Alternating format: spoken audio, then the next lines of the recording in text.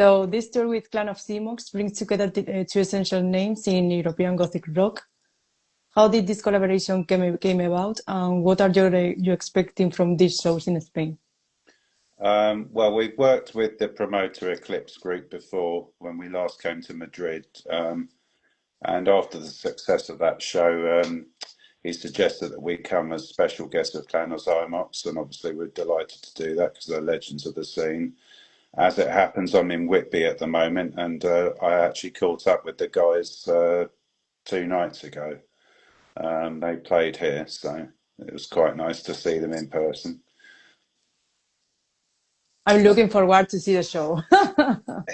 Yeah, they were great the other night, so yeah, it's quite a coincidence to meet them after arranging the show. So Spain has always had a passionate and loyal Gothic scene. What memories do you have from your previous visit here?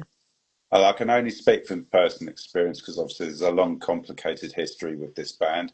But my first appearance in Spain was 2 years ago in Madrid. The crowd was amazing. I really had no expectations because back in the day, we didn't really head into Spain that often, so I didn't really know what to expect, but I was amazed actually. We had a really good turnout. We played a place called Nazca, and the fans were very, very passionate, very, very amazing turnout. So I was very happy. I had no idea whether Spain had enough of a scene to support our type of band, and I was pleasantly surprised. We are getting more and more into the Gothic scene in Spain, so it's Yeah. better. It's getting better. How does it feel to perform in front of new generations discovering the Nosfëratü online, alongside the fans who have followed you since the 90s? Well, when we reformed, we expected to be playing mostly to older fans who remembered us from the 90s. But gradually, we've discovered our fan base includes a lot of younger audiences, which is really pleasing. Gives us satisfaction because the younger generation are the next stage of the scene to keep it alive. And obviously, I'm very aware that the scene has changed from the 90s which was our sort of heyday. So I really, it's pleasing because I've gradually more and more as we've played shows, we've seen younger fans turning up, and they seem to know a lot about the band, which is really pleasing, because I had zero expectations. I mean, don't know if you know the history, but there was a parting of ways with the band many years ago. It's a long, complicated history, but I stepped away from the music scene for nearly 25 years, so I kind of had no expectations. I mean, I'll be honest with you, when I first started having the thoughts, I kind of thought, well, will anybody remember me?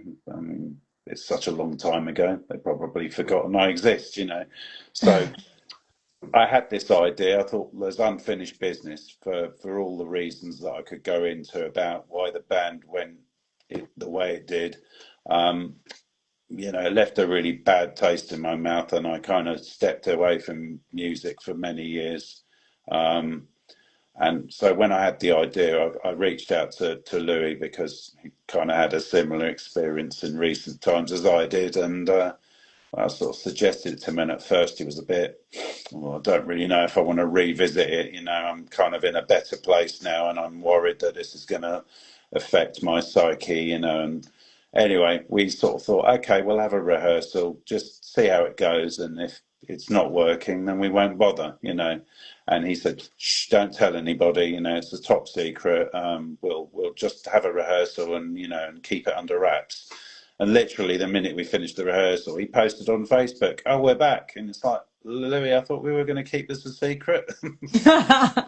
He changed his mind as soon as we got in a room together. I mean, we'd met up a couple of times before, and we'd kind of had a long conversation about old times and everything.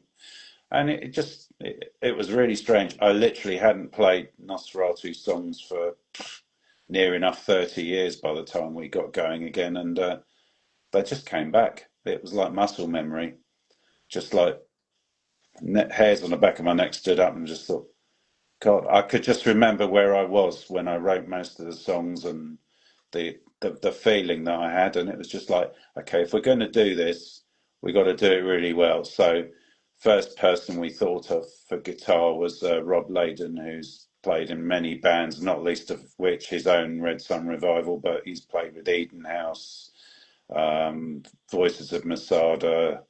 Uh, God, I could go on. So he was first choice because we knew he could learn the stuff, and he'd previously been in a version of Nosfëratü before. Drums was a bit more difficult. We had an initial drummer, and it didn't really work out. And we were very fortunate that just around the time of COVID, Simon Rippin was kind of strumming his fingers because there wasn't a lot going on, and we kind of initially suggested, look, can you come and play with us for a couple of shows, to see how it goes? And he was free, so I kind of thought, okay, this is great because Simon's a great drummer and he's got an impressive track record. He's played with them all from Nephilim to everybody. So when he said he was interested, it was great, and it's taken us to another level. But just the feeling that the stepping back into it was just like it was like yesterday. Um, Amazing feeling. And over the years, you've stayed true to the classic Gothic rock sound. Do you see that as an artistic choice or as a form of resistance against the evolution of the music industry? Again, I can only answer on a personal perspective, but I play the kind of music that I would love to hear myself. I mean, the foundation of Nosferatu was in the late 80s, and it was a stage of music where all the established kind of Gothic artists, because obviously the word Gothic wasn't really used so much back in the day, but they all distanced themselves from the scene. There was this phase where a lot of bands tried to go more rock orientated. You had like bands like the Cult and Sisters, etc. They went in a more rock direction, and they just they didn't want to be associated with the scene, and the music started drifting in different directions, and it seemed like nobody wanted to make the kind of music I wanted to hear. So that was why we started. So obviously it was an artistic choice. Um, I mean, we were always unfashionable because by the time we really got going, by about 89, 90, everybody else, even on the scene, kind of saw us as a little bit kind of cheesy and kind of over the top. We used to tour in a hearse, for God's sake, so we always kind of felt like the outsiders, even in an outside scene. And, the everyone in the UK, apart from, including bands, labels, the mainstream press, they hated the goth label, and finding promoters, labels, and press coverage was impossible because we were always the joke. The few bits of coverage we got in mainstream press were just, mind my language, piss takes. I can remember one particular one just said, you know, new kids on the block playing Sisters of Mercy. That was their only comment. It's like, okay, fine. Doesn't tell anyone about the music, but okay. And that's just how it was. So we've always been outsiders, and we kind of are again now because the scene's evolved again, and we feel like we don't quite fit with a lot of other bands. Perhaps times have moved on without us. I don't know. Your music blends romanticism, melancholy, and power. Where does that dark energy come from, and how do you keep it alive after more than 3 decades? Well, I've always drawn inspiration, obviously from other bands on the scene, the classic bands, but I'm very much into film scores and classical music, and my thing is that I always want to have some like elements in the songs that could work really well in a classic horror film. So, I've taken inspiration from some very strange places, but if I watch great horror films like The Omen or The Exorcist, or really good thrillers like the Nordic sort of thrillers. They always have very emotive music, and obviously I've drawn inspiration personally from like Wagner and Mozart and Beethoven and people like that. Just motifs. I love to have strings, and obviously, if I'd had the budget, my dream would be to perform on stage with an orchestra. But I don't think somehow that's ever going to happen unless I take out a bank loan. But I'm very envious of like the black metal bands like Dimmu Borgir and Rotting Christ and people like that who've all appeared on stage with orchestras. I'd love to do something like that because we basically incorporate those elements. Technology's moved on, and you're able to do it in such a realistic way that it sounds like you've got one in the room. But in the early days, we literally relied heavily on a Korg symphony module that had like a really good choir sample and not bad string instruments, and harpsichords, but they were never totally convincing. So when I listen to our old stuff, I kind of cringe a tiny bit because they're not quite really how I want them to be. So when we revitalized the band, the first thing I did was re-record all the backing tracks that we use using today's technology. So yeah, just to cut a long story short, it's film scores, soundtracks, classical sort of symphonies and things like that go in there, and obviously I mix that in with kind of the more rock sort of influences. I've got a whole heap of stuff. I'll give you an example. Crystal Ring was influenced by Jethro Tull. Wicker Man was influenced by Ozzy Osbourne. Trying to think of another one. Siren's a funny one. The bass line is actually kind of borrowed slightly. We had a detective series in the UK called Taggart. It was a Scottish detective, and the bass line in that is kind of the motif that's in Siren. So sometimes it's an unexpected influence that gets thrown in. It's not always the obvious things. Hope that. And if you could define what the Nosferatu represents in 2025 in just one sentence, what would it be? Classic symphonic gothic rock. That's all I can really say. But it's a nice sentence. What can Spanish fans expect from these shows? Will there be any surprises in the set list? Well, obviously we're a little bit limited with set length because we're the special guests, so we won't be playing a long set. So it's difficult to squeeze everything in. There'll probably be a couple of tracks that Spanish fans haven't heard before. We have played them in a couple of other locations this year, but we're hoping, there should be a couple of old back catalogue numbers that we definitely didn't play last time in Madrid. I'd love to say there'd be more, but unfortunately, the set that we've been given isn't long enough to fit everything in. So we've had to sort of make a few choices, So, but there's definitely at least two songs I can think of that haven't been played in Madrid before.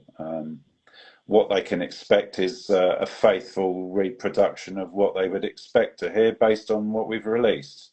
Yeah. And do you prefer the creative process in the studio or the energy of live performance? I wouldn't say I have a preference particularly. They both have their own virtues. Nothing beats writing a new song. That sort of buzz when you suddenly find some inspiration and the ingredients come together. But obviously at the same time, you don't get live feedback that you do when you play a show.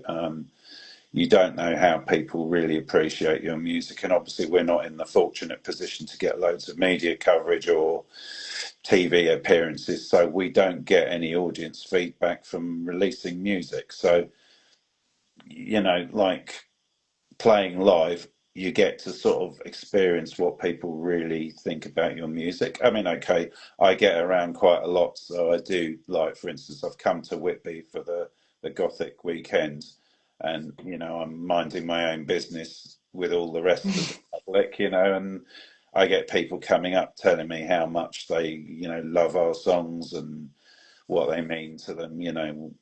We had that, we went to Latin America early part of this year, and obviously they share your kind of temperament, but they're on another scale again, and just like going to far-flung places that we never thought we'd have an audience in, like Costa Rica and Peru, and we went to Chile and places like that, and just like people knew all the words, and I'm just like, for me, I'm blown away by that, because it's always difficult when people view you in a certain way, but you're just yourself, and I don't have this huge ego, I like what I write, but I don't feel like I belong with my peers, so when people come up to me, I'm kind of a bit embarrassed sometimes, because I don't really know what to say other than thank you very much, but that's the thing for me, is just when you're out and about,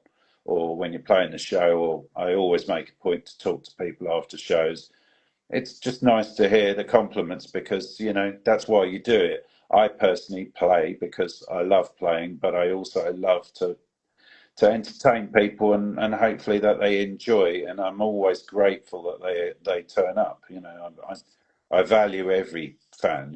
I'm not one of these people that's just like, leave me alone, I'm going home now. I've done what you paid for, and that's I like to say hello. But I kind of a bit embarrassed sometimes, because I don't see myself in anything special. But it's very rewarding to have that personal contact.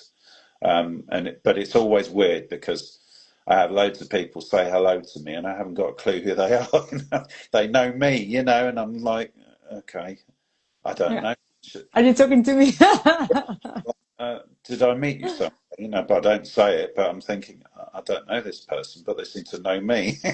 I forget, like, and obviously for them, the weirdest experience I had was we played Whitby Gothic Weekend a couple of years ago, and we went into town the next day, and an old couple came up to me and said, "Sorry to bother you. Could we get a photograph?"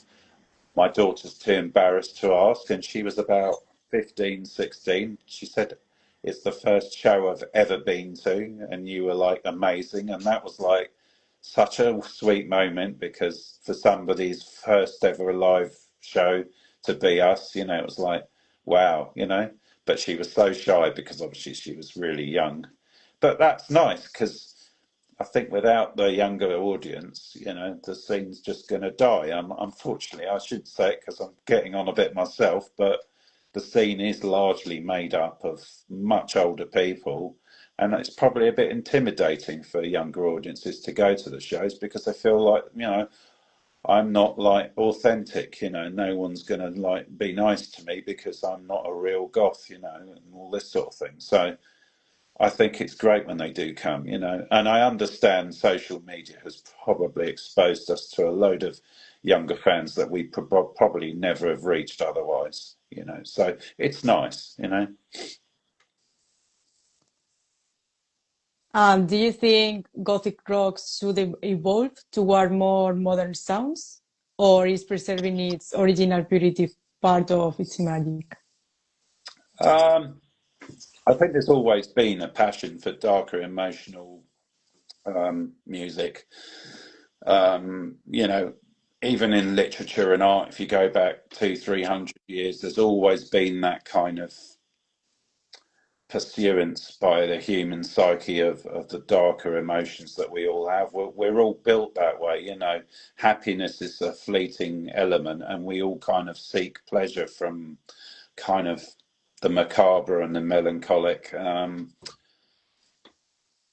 I think for me, the only shame is that the mainstream media seem to get the gothic aesthetic wrong. They're always trying to link every kind of mainstream appropriation of very tenuous elements, and claim that, oh, God's back, oh, God, I don't know, whatever kind of actress of the moment, oh, she's a goth now because she's put like black dye in her hair and put a little bit of smoky eyeshadow on. Um, I mean, there is a huge growth in the goth aesthetic. And I hate that word aesthetic, but that's what everybody calls it now. I don't really see it extending into the music as much because I think a lot of people really want the label now. I mean, I'm old enough to remember the scene as it was, and I was kind of like one of the few people that would actually ever admit in public to being a goth, because trust me, look, pretty much 85% of UK goths would die on a hill rather than admit they were a goth. They would wear the clothes, like the music, go to all the right places, and then if you ask them, say, "I'm alternative. I'm not a goth." So we didn't like the label. Most of us would like, it was like Eldritch. I'm not a goth. Um, so what I've noticed when I first started taking more interest through social media and what was going on, superficially, it does appear that everybody is a goth now. But it does seem like more of a fashion thing. And it's become a little bit of a uniform in places because everyone's buying the same clothes from the same places, and there's not a lot of DIY ethos, like they used to, because we were so young, a lot of us in the day, we didn't have the money, so we improvised. And I still do that now. I mean, like, my shirts, I always put, I don't know if you can see, but I put lots of Oh, details, it's really nice. I mean, you know, because I've still got that kind of DIY kind of mentality, and because I've worked in the creative fields all my life, one way or another, I've just got this kind of detail eye that I look for all the little elements, and I enjoy that. But I don't want to look the same as everybody else, so I try to individualize everything I wear. But it does feel to me like, obviously, with the advent of the Chinese shop that we won't name, and everywhere else, is that it's instant. You can just go in a shop, buy the look, and you're a goth. But it does, there's a massive goth scene, but for me personally, like, mm, um, I mean, some of what I'll say probably you'll probably ask me another question that's probably more appropriate for me to answer, but there's definitely a big scene in certain countries more than others. There's a much more kind of avid sort of demand for what I call classic Gothic rock, but in other countries, such as Germany, the electronic scene is much bigger, and the kind of dark festivals tend to be filled up with what I personally wouldn't necessarily call goth, because they're not particularly melancholic. It's true. Do you have any message you would like to give to Spanish fans? Um,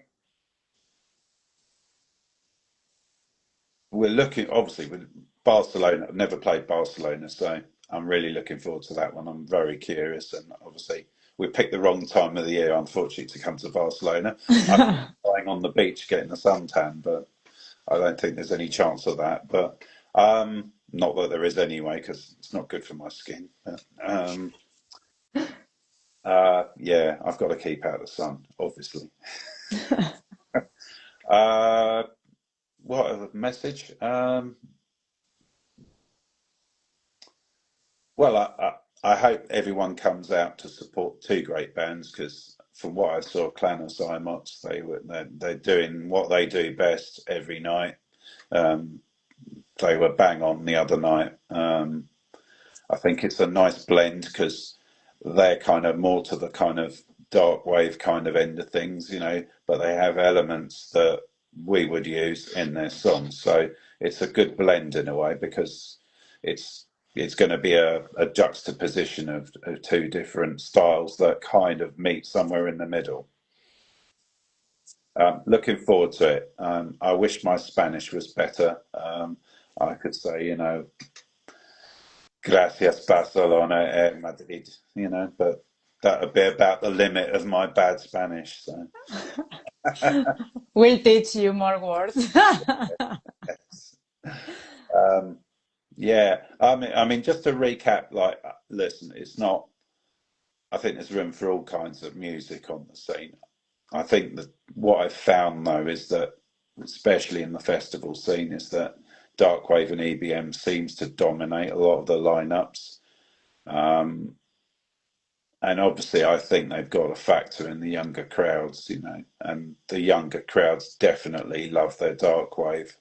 I think it's a more accessible way into kind of darker music. It's not as harder on the ears, and it's reminiscent of other things they've probably heard before, which probably makes it much more appealing because it's a little bit more mainstream than perhaps we are. But it's really hard because I think financial reasons are a lot of the reason why so many darkwave and EBM acts get booked, because they're relatively simple to put on live. We've got live drums, which straight away makes it costly and time consuming, and when you've got festival lineups, you don't get much time to set up. So I think they tend to book those acts because it's cheaper and it's easier.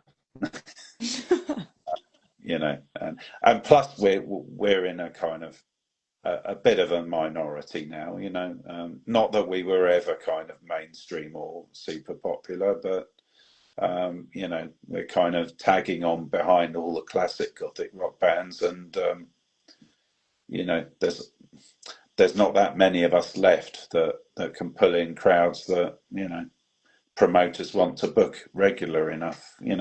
Luckily Eclipse have really sort of been there to put us on in Spain, because it's very hard finding promoters that will put on this kind of band unless you're pulling absolutely huge numbers. And that's just the paradox, really. You can't really get going because nobody wants to sort of take the chance. Luckily, we've got Spain, and obviously Latin America. We've got really sort of great local promoters that have worked hard to get us out there. I mean, it cost a fantastic amount of money to put us on in Latin America, and I was quite surprised that they'd be able to finance that. But we have a great loyal following in Greece, so we've played there 4 times in the last 6 years. And that's largely because they come out in big numbers to support us, and so the local promoters have got confidence that they're not going to lose their shirt over it. But I hope that we get more opportunities. We've been to Portugal just the once. I'd love to go back there, but unfortunately finding a promoter that wants to take us is really difficult.